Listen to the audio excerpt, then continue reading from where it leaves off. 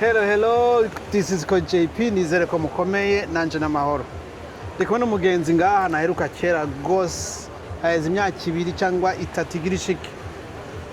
Yarafise umuryango hano, yarafise akazi, yarafise kila kitu. Mu nyuma aravuga ati bana je ndagiye Sweden, ngiye gupimira ahandi. Hari impamvu, hari igituma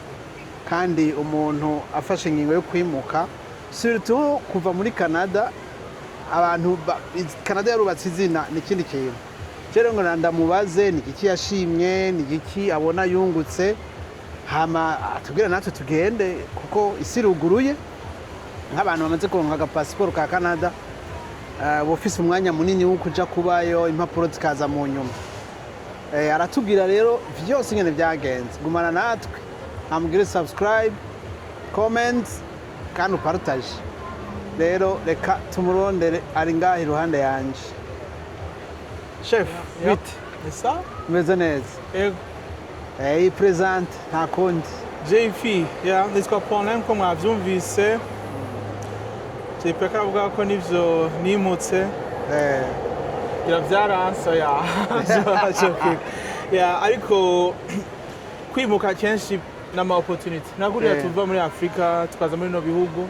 Suvuga ko ibigo byacu tutabikunda, suvuga yuko ni kubera opportunity nyene zivyo ushaka gushikako mu buzima, ariko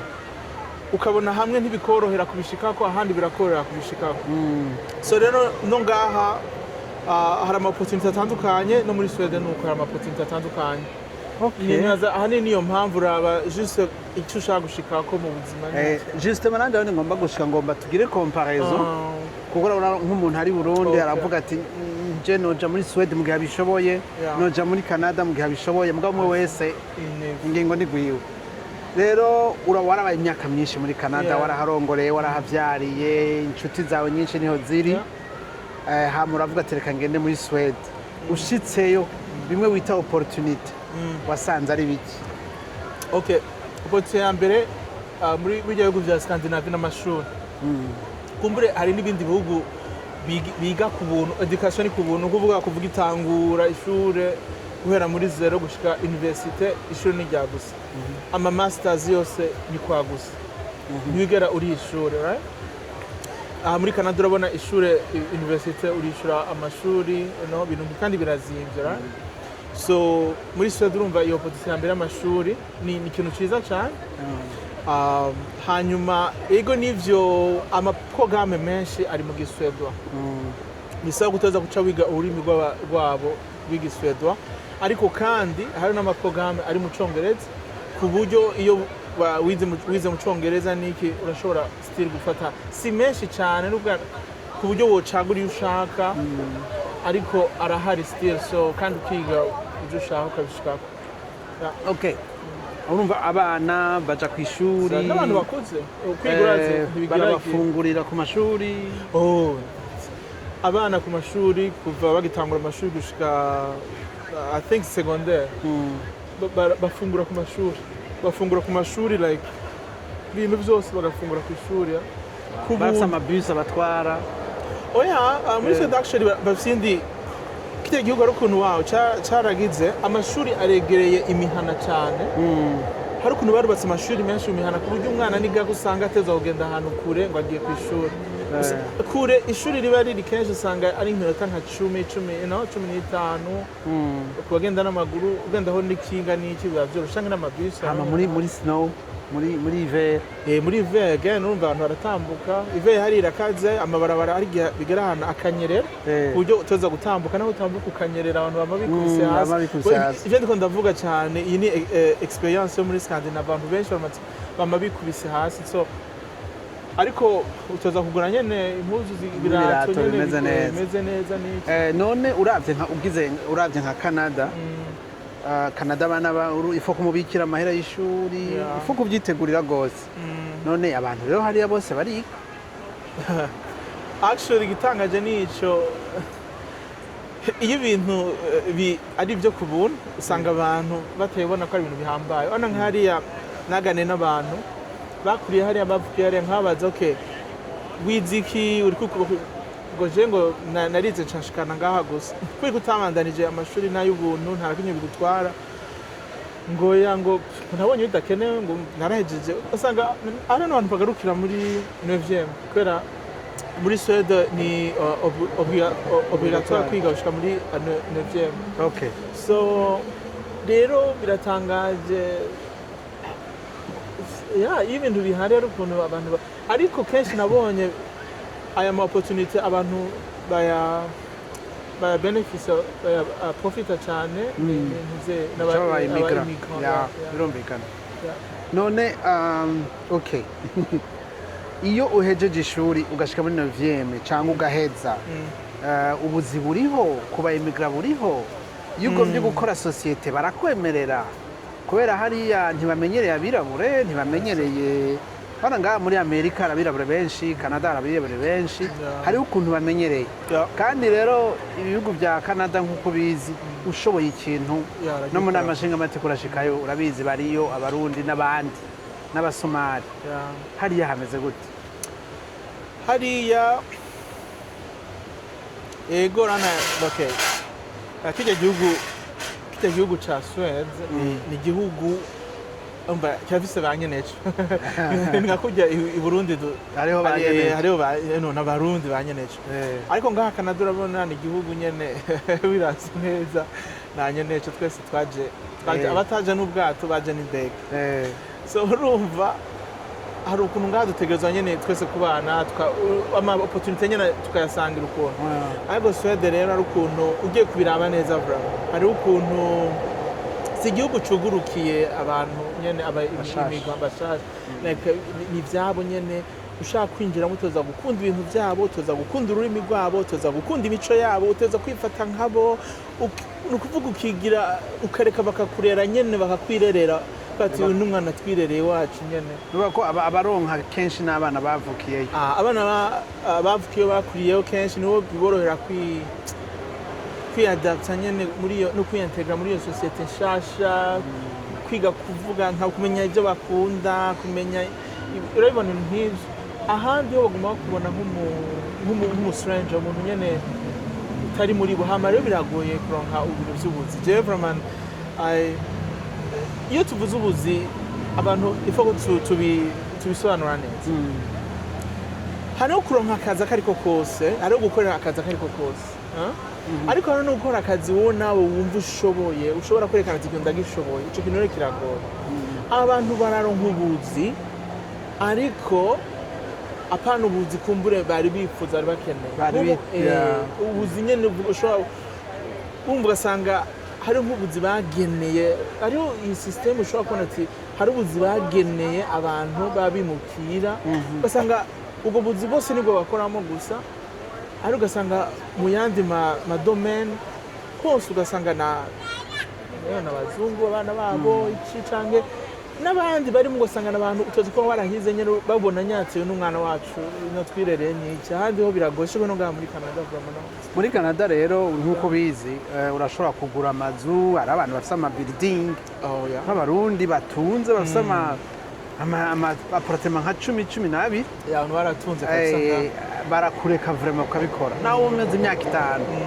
hari abantu bafite ama campagne ama société ya déneigement ya construction nukuri aha barakureka hariya barakureka oya nk'akarorero gasanzwe jewe narashatse kugura company wanje ndi hariya ndavuga okay reka ngerageze ndabe barambwira ngo yango kubera ndi mushasha tugesengwa amare n'umwaka niwe bwakwiye ngo ntaza kwanza kurindira n'iki ngo bakaraba nyene ibintu byinshi nyene baraba kandi urumva nije zinizana ivyumviro vy'iwanje kumbere n'amafaranga nkeneye gutanguza nije neza kuyagira ibintu byose ahubwo jewe nije nzotanga amatax ku gihugu ariko bakambwira ngo ya urabibona so kandi abetse n'igihugu ubona nyene gishaka ibintu vyacu kubigumana nyene biri ntibashaka ngo umuntu wese aze yumve ko ashobora ni nayo mpamvu ubona abantu benshi badakunze kwimukira cyane muri biriya bihugu bya Scandinavia niga ko uzobona ona nk'uko urashika ngaho ugasanga umuhindi yaramaze kuhafata umushinwa yarahafashe umwirabure yarahafashe urabibona nuko leta ibareka ariko hariya ivyabo harugaye ni systeme yugaye nyene kuri bo ibintu mugabo baravuga biri mu bihugu bya mbere bitatu cyangwa bitanu bya mbere ngo quality of life ari ya grave kuko Canada ntiza muri ibyo nibyo iraza mu by'icumi none baba barabye iki n'igiki quality of life urabona ibi bintu kuvuga ngo ibihugu bya mbere ngo bigize iki ngo binezerewe cyangwa ngo quality ya life imeze neza ego nivyo hari ibintu baraba umva kayo mashuri nakubwiye ni byiza abana barafungura ku mashuri niyo ushobore kuronka akazi vraiment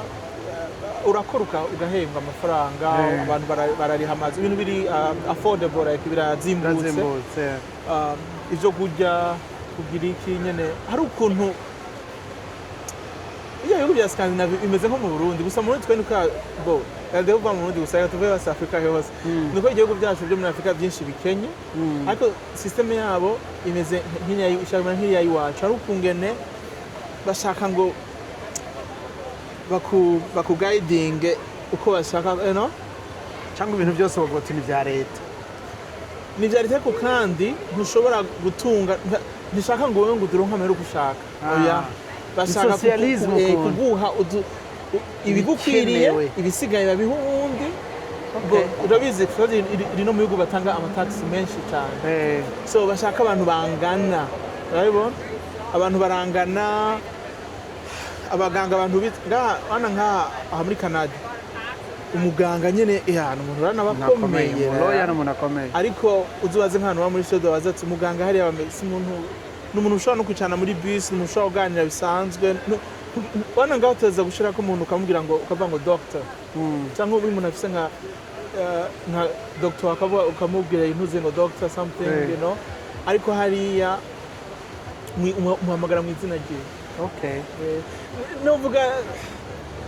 hari system nyene biyubakiye akantu kabo nyene kagoye kwinjira bari kwije ifite uduhera twabo bakatujya badusangiye ariko nk'ubu urabona ibintu ntaba imiga bakunda ko bimukira hariya none nk'ubu wokubwira ati afise visa imwe muri Sweden niyo muri Canada mutozi ubanza kumubaza tushaka iki ushaka kubaho neza utacoka ushaka nko kuri twebwe nyene ngo kuri jeyo niko ndanabivuga ni byiza gushikira ahantu aho wumva ugururiwe gukora icyo ushaka ukagura amazi ushaka washaka kugura business wawe ukayugurura hari ibintu nyene biryoshe like urabona ya freedom buri muntu wese arakeneye iyo freedom ariko turatandukanye n'umuntu bavuga ati je nironkeye utwo nifungurira n'umuryango wawe nkafise ahantu ndyama nkatonda kwambirishwa gatanu birakwiye nta bindi nkeneye cagenda Sweden ntaboreye cagenda hariya kubera ni igihugu naco gishaka nyene ujye uryame ujye duke wiryamire nyene like ntiwiyumvire gutunga ngo nguronke ngo amabizi ngo ugure oya si igihugu vraiment ugira indoto si capitalisme iboneka so urumva uri umuntu ushaka kugira kure ushaka umutunzi akomeye cyangwa ushaka nyene pana kuba umutunzi gusa ugira business mu buryo nyene bunini like Canada ni nziza vuba ariko ushaka nawe kwibera mu mahoro wirira ukaryama utiyumvira nyene ibintu birebire ni hari birumvikana nawe ujya kwiwacu k'i Burundi ushaka gutonda saa moya na nusu midi ukacutaha kuryama ugasura akazi 14 ukazisura kandi aho niko bimeze ona les samedi na dimanche ibintu byose bavyugaye kuri match les dimanche ibintu byose bavyugaye midi abantu baragenda gufungura no muri leta baje gufungura ku buryo 14 ugasura ku kazi abantu biratwengeje oya ngaha suko hero ngaha vraiment turakora kandi ibintu birikwega ikintu ushobora kirondera ubona ukagenda ahantu icyo kintu gikeneye ngo rindira ngo tubaze uwundi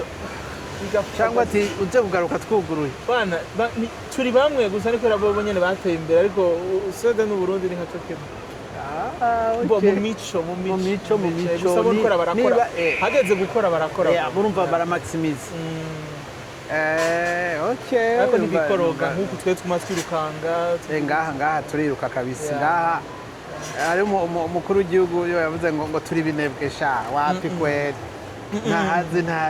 oya vraiment ya sinzi ngira aya ejaba abantu bose nzi baba muri bihugu byo hanze ngaha muri Canada n'abakozi cyane babirengeye ahubwo like sinzi ko hano n'umuntu akora nkabo sinzi nuko niho abantu bambere bakora ntacyoroshe turakora abantu bambere bakora nibaza gusa mbo sishaka kwinjira mu byavuzwe n'iki umuntu wese avuga ikintu afise impamvu n'iki ariko jewe cyane cyane nibaza ko hanini benshi ntibashaka n'abakozi ariko urabona umukozi abegwa n'impembo right so rero bana gukora ariko ukabuza ati ni nakora n'ubundi kana karaza binyibe ntubizi birashika abinyibe canke